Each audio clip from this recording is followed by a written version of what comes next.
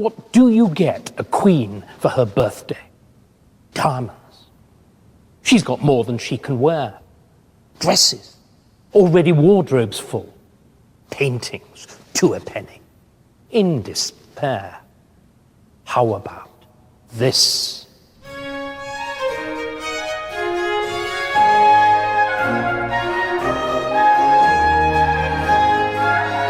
This is the glorious overture to an ode for Queen Mary II's birthday, written in 1694 by Henry Purcell. It's the work of a man who received his musical education at court, was paid by the court, and who, for most of his career, composed very largely for the court. It would be hard to imagine a narrower or more exclusive world. And yet, you know, it produced the greatest musical genius ever to have been born on British soil. In this series, I'm exploring how monarchy has shaped the history of British music, and that story is never more dramatic than in the 17th century. A battle raged about the religion and the power of kings, which threatened not only the future of the monarchy, but the lives of musicians and the whole tradition of English music. And yet, in the midst of this upheaval, the monarchy presided over a series of musical breakthroughs. From the first chamber concerts and proto-operas, to the triumphant debut of the Baroque orchestra.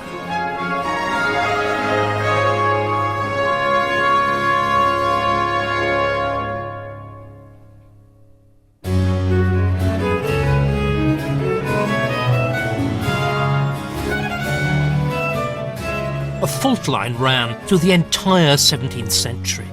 Religion.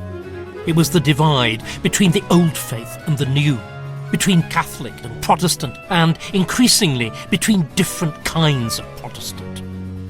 In 1603, England lost Queen Elizabeth, the monarch who had, for 44 years, kept some kind of peace. Her successor had the potential to reopen all the wounds of the religious schism. The accession of King James VI of Scotland as James I of England could have been revolutionary. As a Scot, James was a foreigner.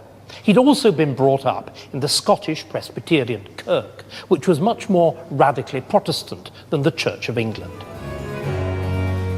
But the moment he crossed the border, he embraced the splendour of the English court and the power of his new role as a supreme head of the Church of England. At the same time, he anglicised musically. He left behind in Scotland the musicians who'd served him hitherto, and instead he took over, complete and as a going concern, the Tudor Chapel Royal, which included all the major composers of the day. Oh, clap your hands together.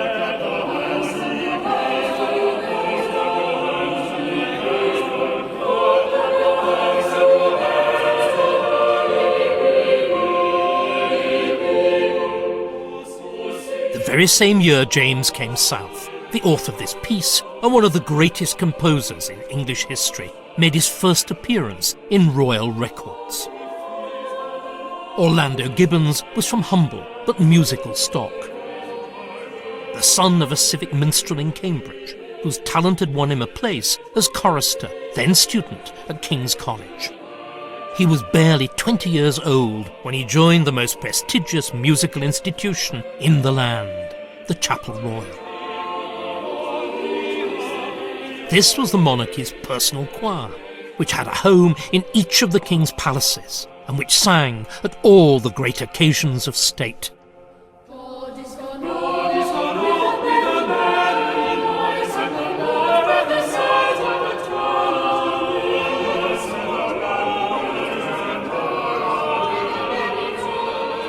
Gibbons brought a new energy and directness to sacred music. His choral works are still sung in the Church of England today. In his own lifetime, however, Gibbons was still more prized as a keyboard player and as the composer of groundbreaking instrumental music. This he created, not primarily for the king, but for his heir, Prince Charles.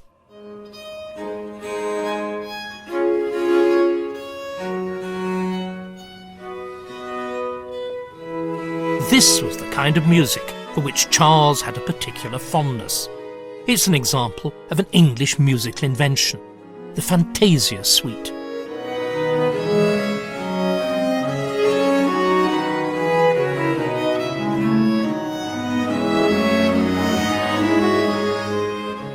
As Prince of Wales, Charles had his own royal household, and that allowed him to build a musical establishment of his own.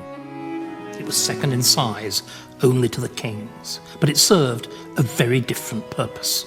The king's music made the music of state, the prince's band, the music of pleasure. So it featured new composers like Orlando Gibbons, who worked directly for Prince Charles in addition to his chapel royal duties. And it also made new kinds of music.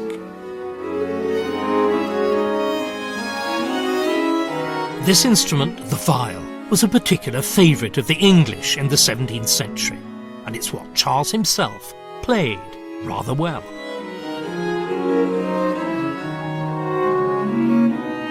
In earlier centuries, instrumental music had been seen as little more than a hobby for amateurs, or something to dance to. Charles, unusually for the time, took non-vocal music seriously, and, as well as performing, would listen with the appreciation of a true connoisseur. I think this was the beginnings of the musical concert.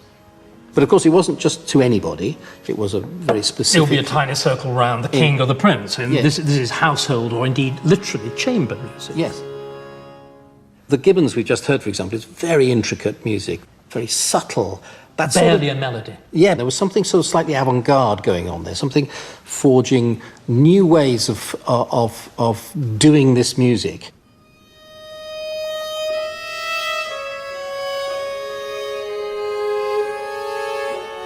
For example, the opening of the Gibbons, we have this extraordinary soundscape where these very close dissonances are piled one on top of the other so that there seems to be no relief from them. You don't feel that there's any relaxation coming.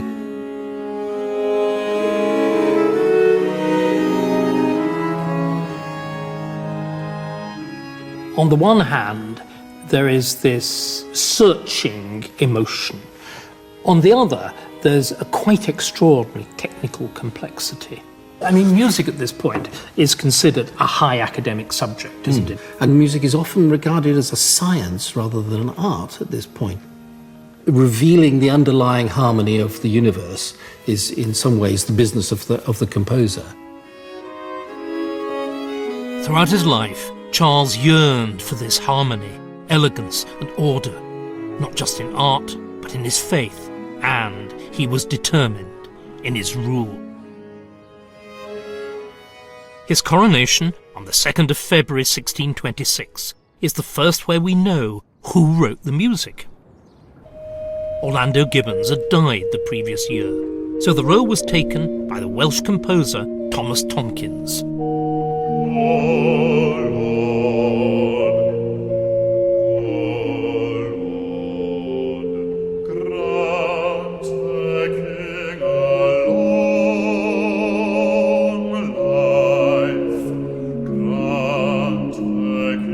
This is probably the oldest surviving anthem, written specifically for a coronation, sung here as it would have been 4 centuries ago by the choir of Westminster Abbey.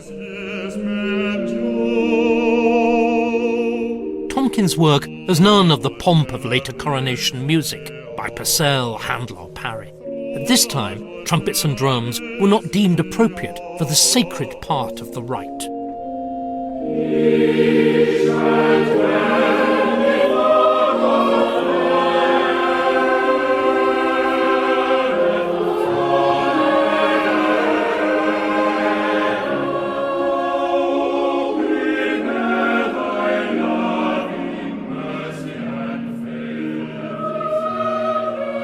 What the anthems do is take an individual action, like the action of anointing, and they lift it out of merely the context of Westminster on this day, and they place it on a kind of celestial scale.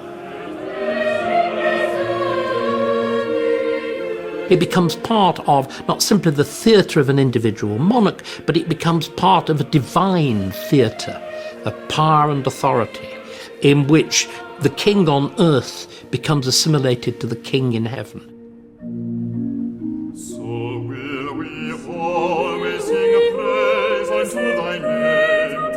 Will we always sing praise unto thy name, that I may daily perform my vows.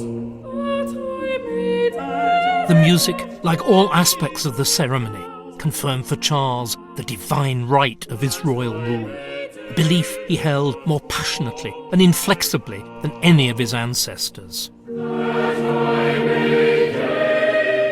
The coronation also confirmed the value of the cleric who would become his chief advisor, as well as head of the Chapel Royal and, in time, Archbishop of Canterbury, William Laud. Laud acted as master of ecclesiastical ceremonies. He took the king to the first ever coronation rehearsal, and on the day itself he arranged signals to cue the choirs when to come in. The result was that the 5-hour ceremony passed with scarcely a hitch. It also suggested to Charles that Laud's managerial talents could be deployed on a bigger stage.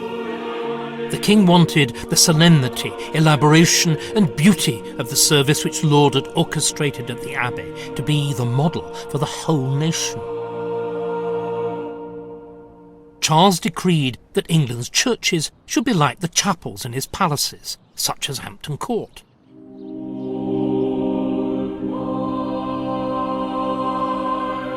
This was the monarch's personal religious space, known, just like the choir which sang here, as the Chapel Royal. And when Charles came to worship here, he would have felt the presence of his predecessors. He found the fabric of the interior pretty much as Henry VIII had left it.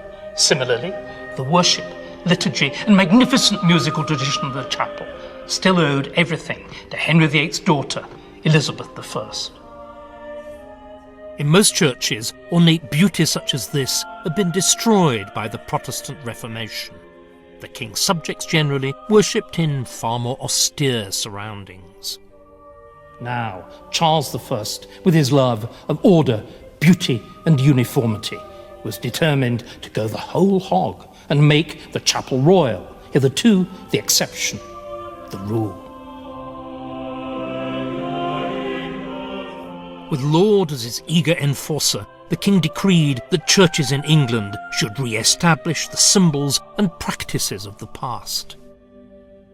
Charles felt that this was entirely compatible with being Protestant, but to the most devout of his subjects, the Puritans, the changes looked like a return to Catholicism. And music like this, by Thomas Tomkins, sounded like a return to Catholicism.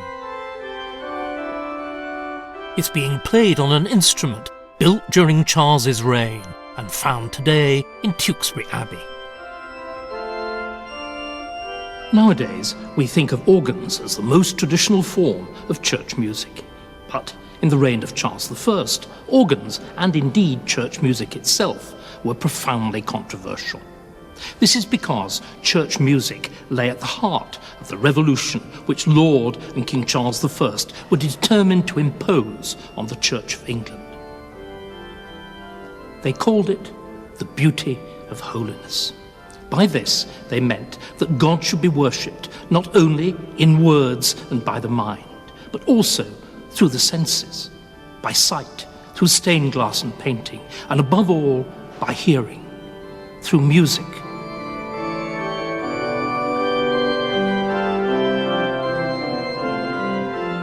Under Laud's direction, a multitude of grand new organs were built to replace the many which had been removed or silenced by the Protestant Reformation. The best, like this one, were built by a Lancashire father and son, the Dallons. For Laudians, music like this made a joyful sound unto the Lord. For Puritans, though, it was a mere obstructive noise. One of them thundered against the horrible profanation of both the sacraments with all manner of music, both instrumental and vocal, so loud that the minister could not be heard. The organ wars would eventually be fought on a national scale. Laudians versus Puritans, High Church versus Low Church, Royalists versus Parliament, Cavaliers versus Roundheads. And yet, whatever the discord in his wider kingdom, the art of his court presented Charles with a vision of perfect harmony. Here, at the Whitehall Banqueting House, the King and his Queen Henrietta Maria presided over the greatest musical occasions of his reign. Court masques were the multimedia spectaculars of the day, a mixture of music and poetry, singing, dancing, comedy and fashion show. Perhaps the most spectacular, and certainly the most expensive, was the Triumph of Peace, staged here before the King and Queen in 1634. It cost a staggering £21,000. That's to say, several tens of millions of pounds in today's money. The music was the work of a rising new talent at the court of Charles I, a dashing blade called William Laws, who would turn out to be as handy with the sword as with the bow. What is rude, or apt to wound, canst throw proud trees to the ground, and make a temple of a forest.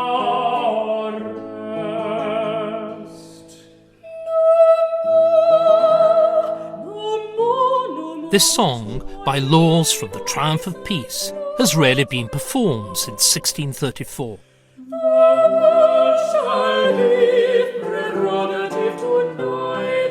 It sounds rather like opera. The masque, however, had been developing at the English court since Tudor times, and until the 18th century was preferred here to its Italian relative.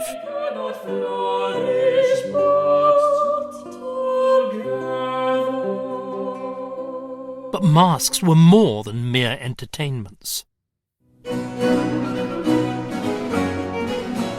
They acted as allegories of how monarchy brings harmony to the whole world, as did the great painting by Peter Paul Rubens, which Charles commissioned for the banqueting house ceiling.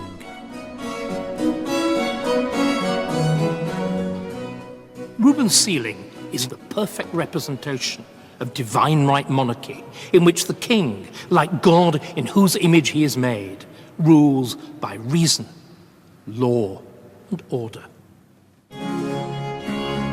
Outside the court, however, there were people who felt that the monarchy fell far short of this ideal, and that the masque itself was an example of royal corruption. For Puritans, masques were sinful. One, William Prynne, unwisely went into print with his criticisms. Prynne's 1,000-page diatribe called actresses notorious whores, just at the time when, in an astonishing development, the Queen herself had appeared in a speaking part on the stage. Archbishop Laud, who had a well-reciprocated loathing for Prynne, denounced the work as an infamous treason and had Prynne hauled before the Star Chamber. There, he was condemned to a huge fine, to stand in the pillory, to have both his ears cut off, and to be imprisoned for life. Charles took the same perfectionist approach to politics as he did to his patronage of the arts. Opposition was like an ugly picture or a wrong note. He would not tolerate it. By the late 1630s, Charles's relations with Parliament had broken down, and the elegant fictions of court culture broke with them. In this atmosphere, William Laws wrote music which reflected the disintegration of the old order.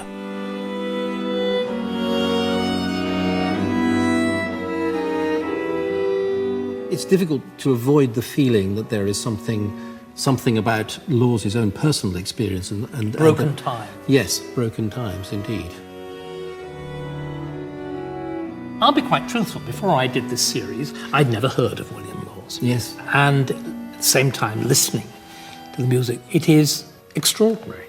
It's unlike anything else, isn't it? And I think... a little bit of me says, thank God, but yes, it is very strange. It's very, very strange. And the first time you ask any viol player, and they'll tell you the first time they played Lawes, is like coming across late Beethoven for the first time. You know, you feel like you're breathing the air from other planets.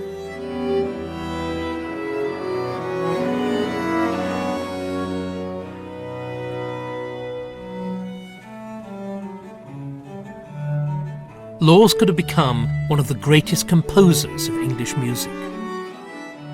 But in 1642, his career was halted when civil war finally began in earnest. William Lawes, passionately loyal to his royal master, was amongst the very few royal musicians who signed up for the king's army. There was an attempt made to protect him from the worst risks of war by making him a provisioning officer. But Lawes, as daring in life as in his music, was killed at the Siege of Chester in 1645. Charles, who'd lost his own cousin in the same action, nevertheless ordered special mourning for the man that he called the father of music.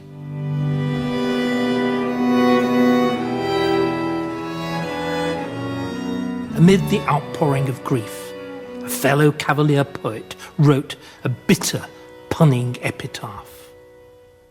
Will Lawes was slain by those whose wills were laws.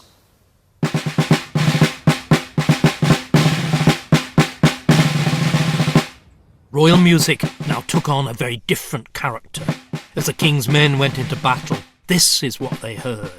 Charles, punctilious as ever, insisted that a standardised drum march was used by his forces.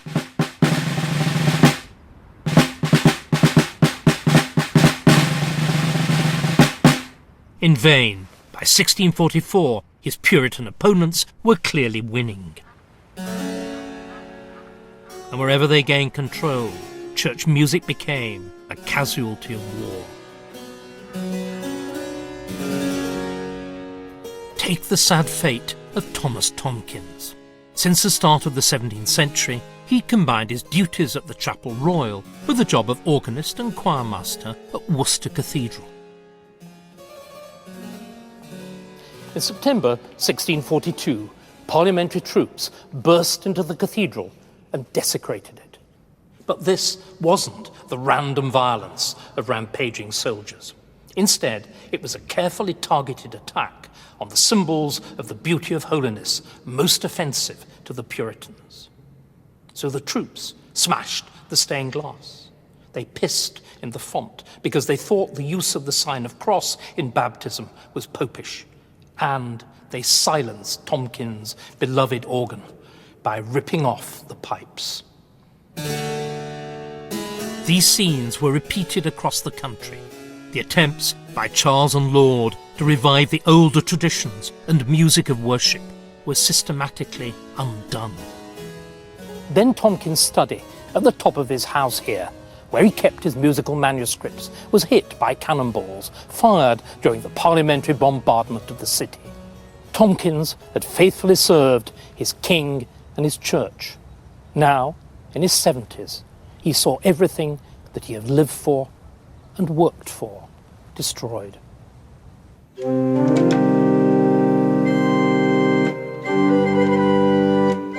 The court's vast musical establishment, by far the best in the land, had been disbanded, its talent destroyed.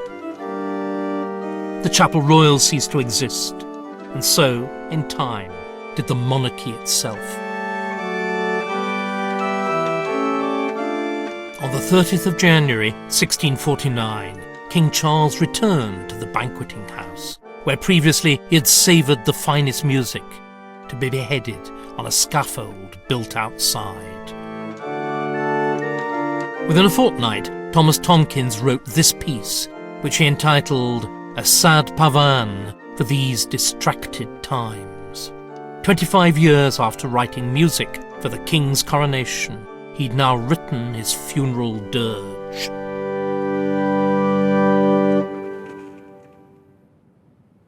Most organs had been destroyed during the Civil War and Commonwealth, but one that survived was the magnificent Dalham organ in its original home at Magdalen College, Oxford. In 1654, it too was taken down. But it wasn't destroyed like the rest. Instead, it was carefully dismantled and re-erected at Hampton Court Palace, which had just been given to Oliver Cromwell, now Lord Protector of England, as his summer residence. Cromwell? Organs. Wasn't the Puritan Lord Protector supposed to hate music? Well, he did and he didn't. He hated music in church, but he loved it when he dined or when he relaxed. So we can imagine Cromwell listening to this organ as it was played at Hampton Court by his Latin secretary, fellow Puritan, poet and musician, John Milton. Which is why, centuries later, this instrument is known as the Milton organ.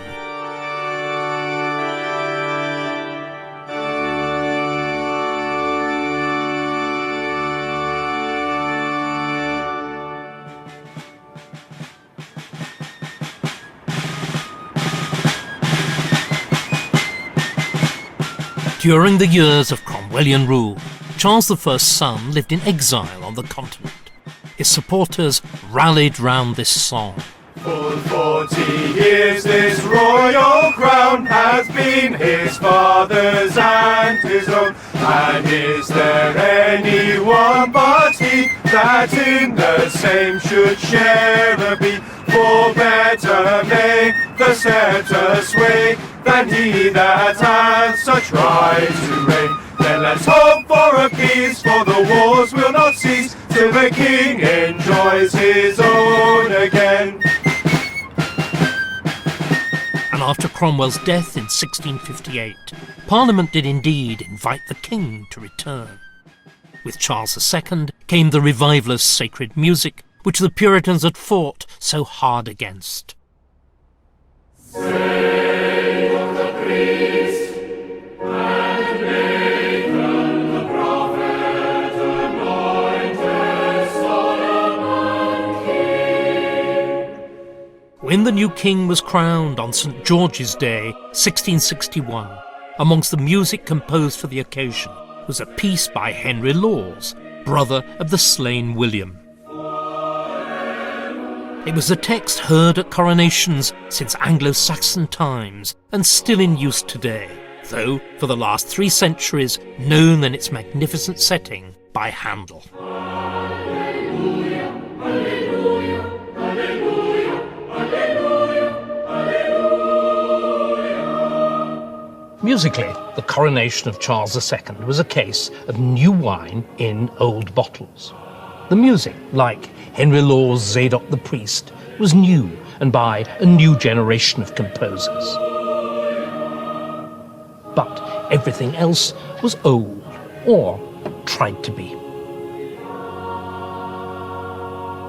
So, the same order of service was used, and the same anthems were sung as at the coronation of Charles I in 1626. The coronation regalia, the crown, the orb, the sceptre, which had all been destroyed during the Commonwealth, were remade, given their own names, and used in the traditional, time-honoured way. Even the singing was led, as in the old days, by the choir of the Chapel Royal. But since the last boy treble who'd sung before King Charles I was now a man of 30, the choir of the Chapel Royal had to be reconstructed from scratch.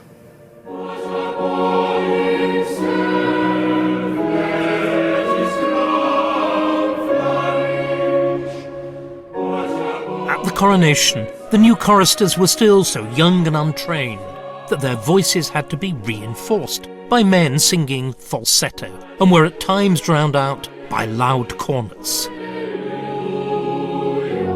And yet, from this revived Chapel Royal would come all the leading composers of the next few decades.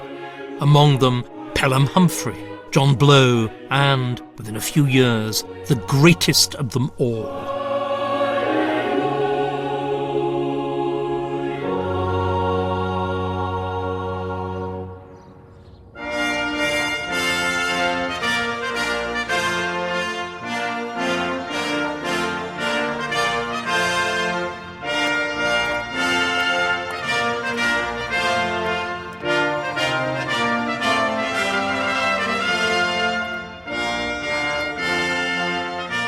Henry Purcell was born in 1659, the year before the monarchy was restored.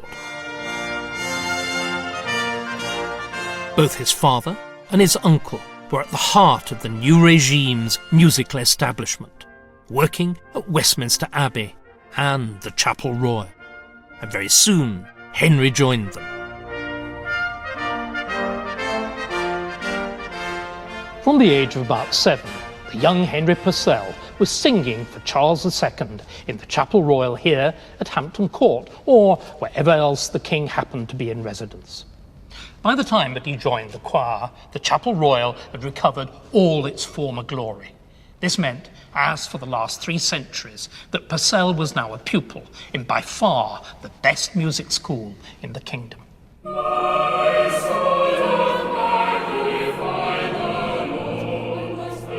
As a choir boy, he learned to read music at sight, to perform confidently on the grandest occasions, and also to play and improvise on keyboard instruments, which gave him an insight into the basic principles of composition.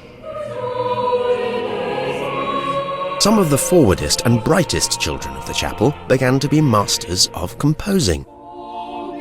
This His Majesty greatly encouraged by indulging their youthful fancies so that every month at least they produced something new.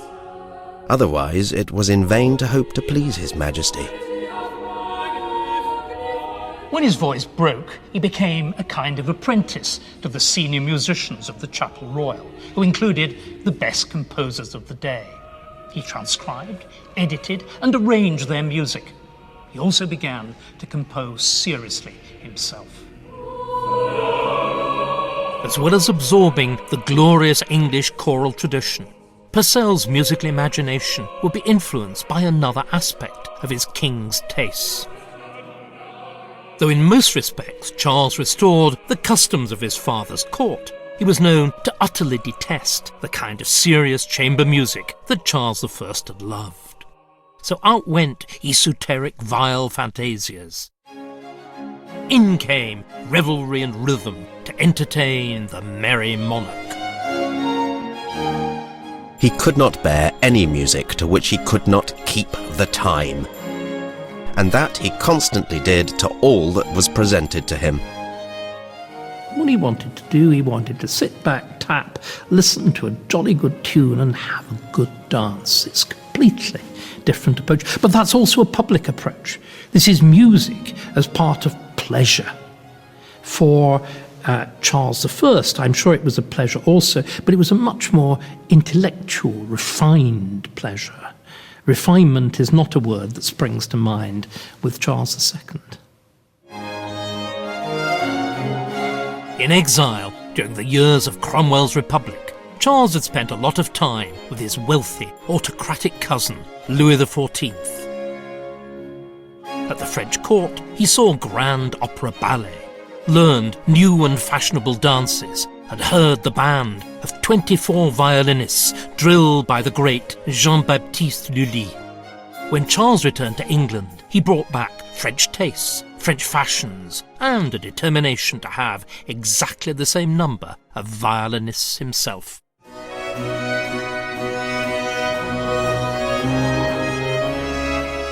This was a crucial step on the road to the orchestra.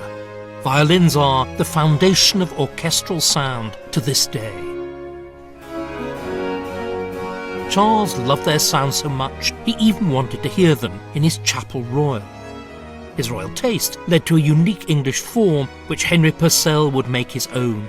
The symphony anthem alternates rich string segments with sung sacred texts. Rejoice in the Lord always, and again I say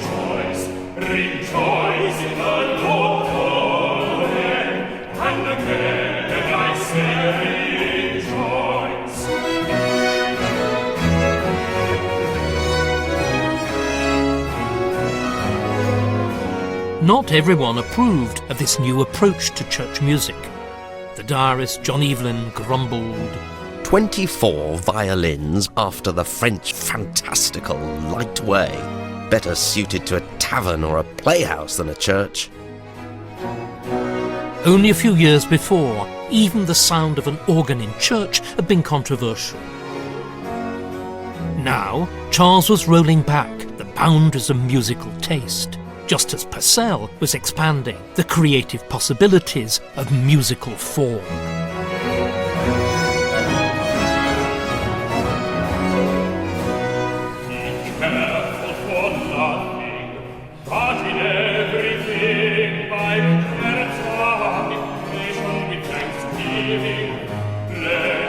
There's an operatic quality to the music Purcell writes for the soloists. He was clearly paying attention to developments in Italy at the time.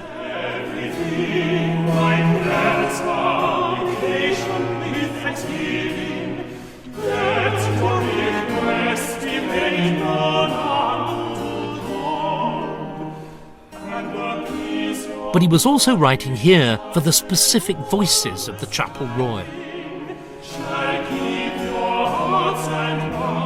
With the Restoration, female singers had begun to perform on stage and even at court, but the chapel was still a male preserve. So Purcell wrote the top line here for a countertenor.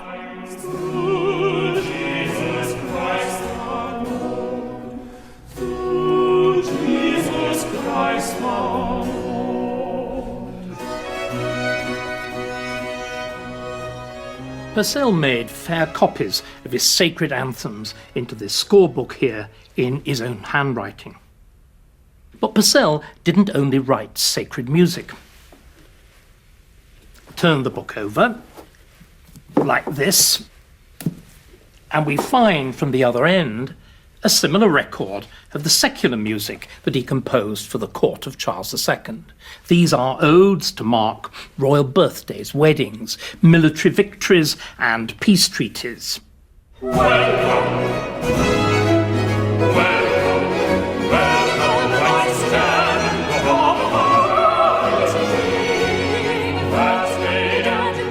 This is one of Purcell's welcome odes, written for the annual occasion of the King's return to London from the country.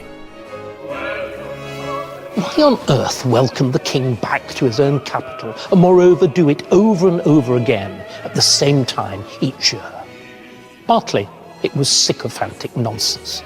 The court followed the same routine every year, with the summer at Windsor and the winters in London. The odes here gave a ceremonial shape to the year, just as, once upon a time, the Church's calendar had done before the Reformation.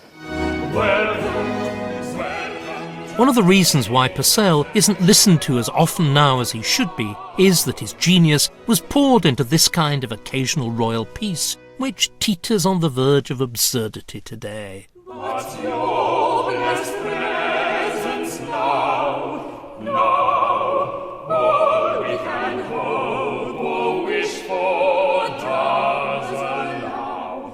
But The welcome ode to Charles, you sung it with an admirably straight face, and as though you actually believed it. And do you simply go into a state of suspension on the words?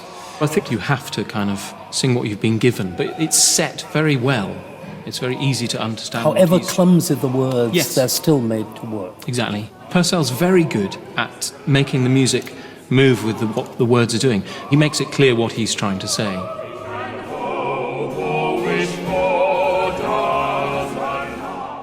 I'm relatively confident that he had a jolly good sense of humour. I think there's an amount of tongue-in-cheekness going on, certainly.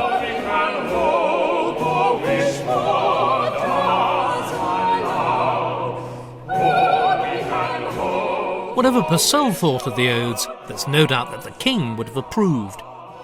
He's addressed at one point as our mortal deity. Charles, like his father, believed he ruled by divine right, but he was at least politically shrewd enough not to press the point home. And then he's succeeded by a king who has absolutely no sense of political reality whatever. Though Charles fathered many, many children, and none of them were by his queen, so none were legitimate heirs. When he died in 1685, the throne passed instead to his brother, James, who would reopen the wounds of the religious divide once more. Because James had, scandalously and publicly, converted to Catholicism a few years previously. Fears of what this meant were initially vanquished by James's magnificent coronation. Purcell, of course, wrote the music.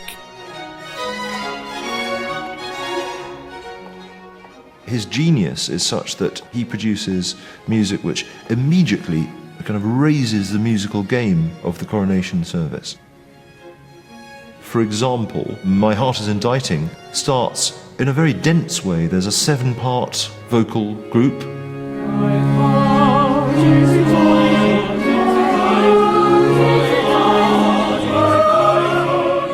And the vocal parts start one at a time, singing the words after each other. So you build up the texture. So it sounds like a very busy, colourful tapestry. There was this sense of trying to achieve, in a way, a pictorial idea of what the coronation is.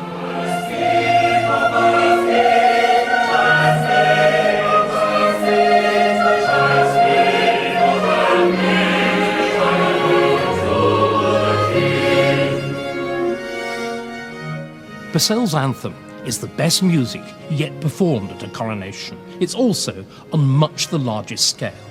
The words are new, and there'd never even been an anthem at this point in the service, the coronation of the Queen, before.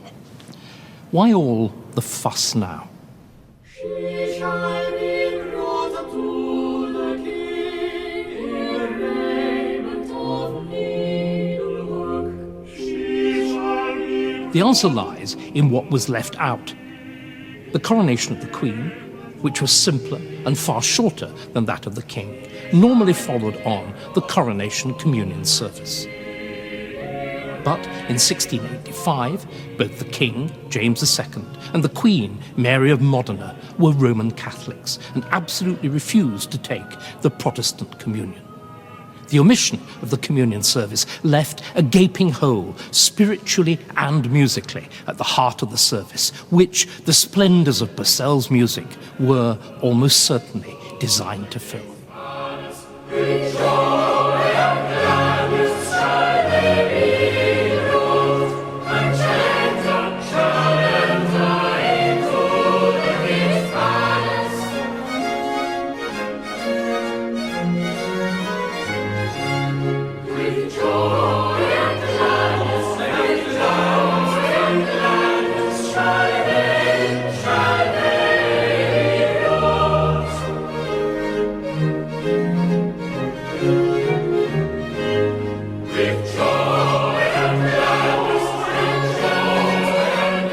Though Purcell successfully diverted attention from James's Catholicism at the coronation, the new king's faith was harder to ignore once his reign was underway. Things could have been very different if James had had only a modicum more political skill. Perhaps, can one put it differently, had been even moderately dishonest, rather than a determined Catholic convert.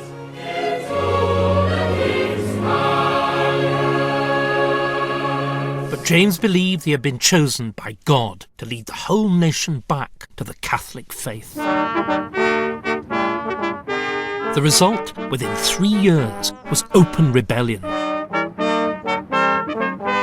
The rebels sang a popular song of the day, which lampooned the hopes of Catholics, complete with the mocking cod Irish lyrics. And everyone that won't go to Mass, Lily Bolero Bullanala, he will be turned out to look like an ass, Lily Bolero Bullanala. It became the popular rallying cry against King James II. The whole army and the people, both in city and country were singing it perpetually.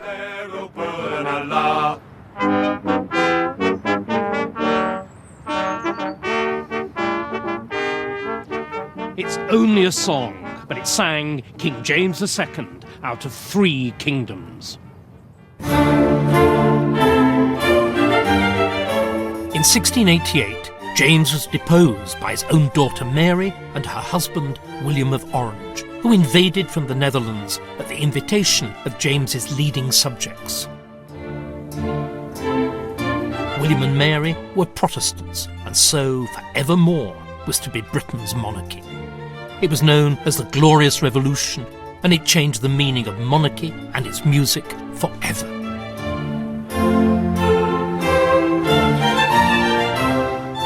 William and Mary were crowned the following April, but this was to be a very different service from any of its predecessors. The preacher at the coronation rejoiced in the fact that in 1688 the English had chosen the happy middle way between the monarchical despotism of France on the one hand and the republican chaos and disorder of the English Commonwealth on the other, and he was roundly applauded by the audience. The political atmosphere was further heightened by the presence, for the first time, of MPs.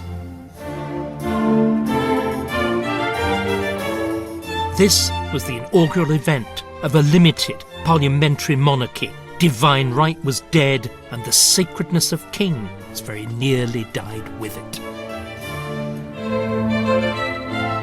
But if the coronation was no longer a sacred rite which consecrated a priest-king, what point was there in Purcell writing sublime music for the occasion?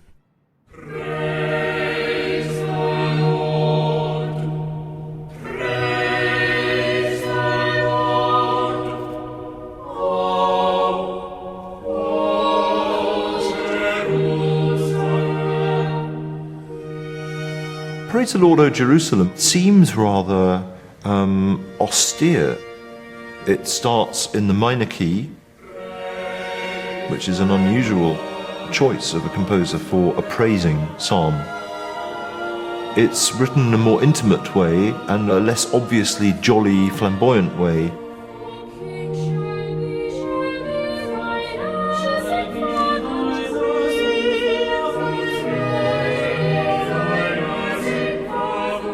The texts chosen reflect the changed circumstances. The Queen is given equal weight with the King.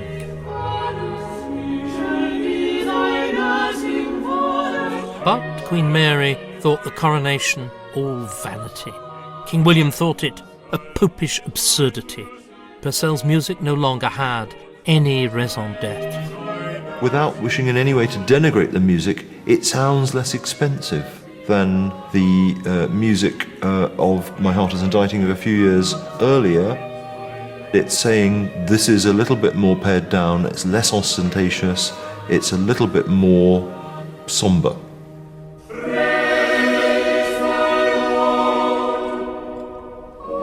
At previous coronations, music had acted to sanctify the monarchy. From now on, that's not what composers would be required to do in the Abbey or anywhere else.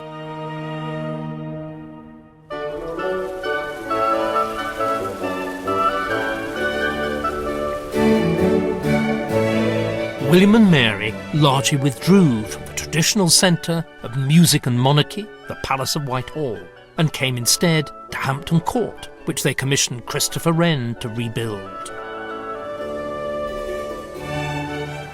It was a case of out with the old and in with the new. Out went the opulent private apartments of Henry VIII and his queens. In came William III's plain Jane baroque, sober, practical, modern, a bit like William III himself. As for music, whether sacred or secular, he was indifferent, if not actually hostile.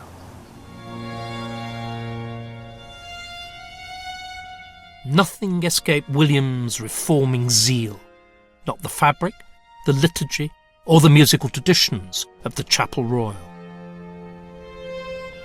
Having survived both Reformation and Revolution, all of these were to be shipwrecked on the rock of William III's religious principles. For William, as a committed, lifelong Calvinist, was a Protestant of the most thoroughgoing sort. This meant that he thought many, if not most, of the rituals of the Chapel Royal were popish, idolatrous survivals of the worst sort.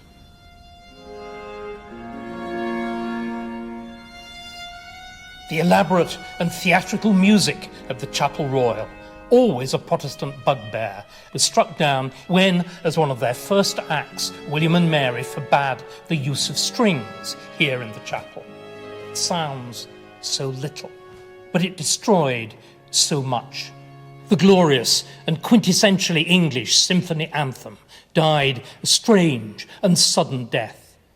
But most striking of all was the effect on the Chapel Royal itself, which changed from a hothouse of creativity to the merest backwater almost overnight. Purcell, the great symphony anthem composer, found himself neglected, but he did still have one royal commission, writing the annual birthday ode for Queen Mary. His composition for 1690 represented the culmination of a century of instrumental innovation at court. From Charles I's chamber concerts, through Charles II's 24 violins, to this, a full Baroque orchestra.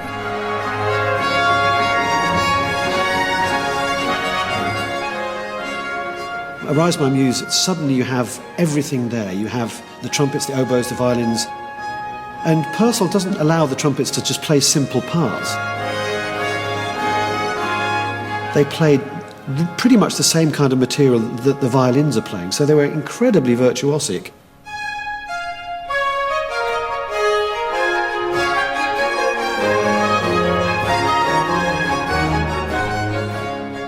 And also the oboes. It's quite a strange new animal which came into the orchestra at this time.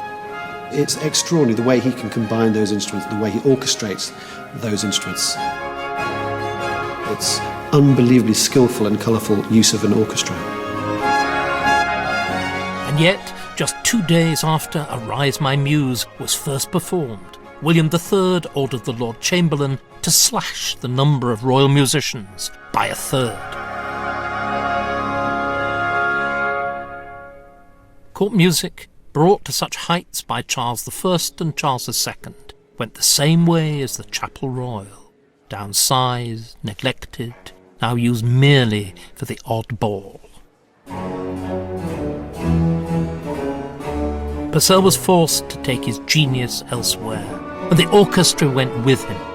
The work of both would henceforth be enjoyed by a rather broader audience than the exclusive world of the court. This was to be Purcell's principal habitat for the remainder of his career. Up to the Glorious Revolution, Purcell had been a court composer. But now that William III's austere Protestantism declared that Purcell's luscious, orchestrally accompanied music was too theatrical for the Chapel Royal, Purcell turned to the theatre proper. And henceforward wrote almost exclusively for the London stage. But one thing didn't change, however: Purcell's staggering productivity. In the course of the next 5 years, he wrote music for over 40 stage plays. Every creature is formed by his Purcell even wrote one of the very first English operas, Dido and Aeneas. They were scarcely performed in his lifetime. Restoration audiences instead preferred spectacular romps like King Arthur.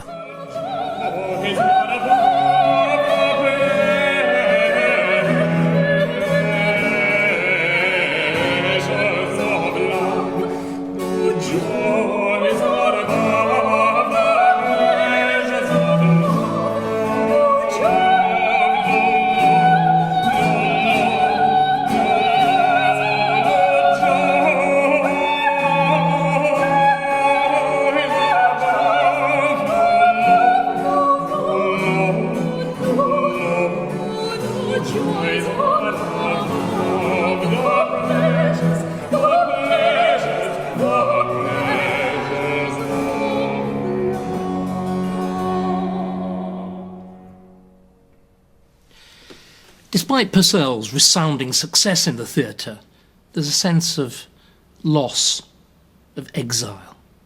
Purcell was no longer in demand in the court that had nourished his genius. His principal librettist, John Dryden, had actually been dismissed from his royal post of poet laureate. Even the form of the dramatic opera, with its lavish combination of music, words, dance and spectacle, was a descendant in exile of the court masques of Charles I's reign. And all of them, composer, librettist, dramatic opera, were on the London stage only because they were unwanted at the new court of the Glorious Revolution.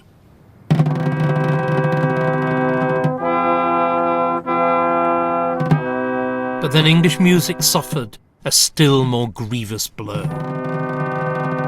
Purcell died at the even then shockingly early age of 36. At the start of 1695, he'd written this music to mourn the premature passing of Queen Mary. Before the year was out, it was played at his own funeral.